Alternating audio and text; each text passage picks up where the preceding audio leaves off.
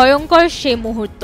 টেলিভিশনের সামনে বসেছিল এক নিষ্পাপ 12 বছর বয়সী ছোট মেয়ে। বাইরে তখন উত্তাল কেনিয়া, চলছিল সরকার বিরোধী বিক্ষোভ। কিন্তু কেউ ভাবতেও পারেনি সেই বিক্ষোভের গুলি ছাদভেদ করে ঢুকে পড়বে তাদের ছোট্ট ঘরে, কেড়ে নেবে পরিবারের প্রথম সন্তানকে।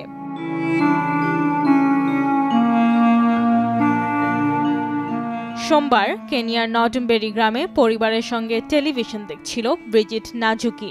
হঠাৎ ছাদ ফুঁড়ে আসে একটি গুলি, সোজা মাথায় আঘাত করে তাকে। চোখের সামনে ধসে পড়ল মেয়েটি। পরিবারের চিৎকারে কেঁপে উঠল ছোট্ট সেই ঘর। পরিবার তড়িঘড়ি করে হাসপাতালে নিয়ে যায় ব্রিজিটকে, কিন্তু চিকিৎসকরা জানান সব শেষ। গত জুন থেকে কেনিয়ায় চলছে সরকার বিরোধী আন্দোলন, যার নেতৃত্ব দিচ্ছে দেশের তরুণ প্রজন্ম। তাদের অভিযোগ, দ্রব্যমূল্যের অস্বাভাবিক ঊর্ধ্বগতি, কর বৃদ্ধির চাপ, দিন দিন বাড়তে থাকা জনঋণ আর পুলিশের সীমাহীন বর্বরতা।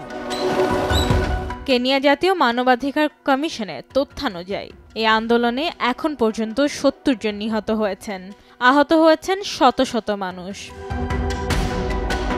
পুলিশ দাবি করছে মূল রাস্তা থেকে এত দূর গুলি পৌঁছানো সম্ভব নয়, কিন্তু নাজুকির নিথর দেহ বলছে অন্য কথা। ছাদের গুলির চিহ্ন বলছে সত্যি। এর মৃত্যুর দায় কেউই এড়াতে পারবে না। নাজুকি ছিলেন পরিবারের বড় সন্তান, অত্যন্ত মেধাবী, স্বপ্নে ভরা চোখ। ছোট ভাই বোনদের দেখাশোনা করতেন, মায়ের কাজে সাহায্য করতেন। সবার প্রিয়, সবার গর্ব ছিল সে।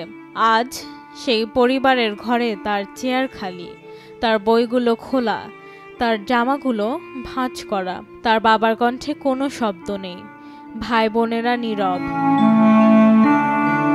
আমরা হয়তো শুধু একটি সংবাদ শোনাচ্ছি, কিন্তু কোনো বাবার জন্য, কোনো মায়ের জন্য এই সংবাদই পুরো পৃথিবী।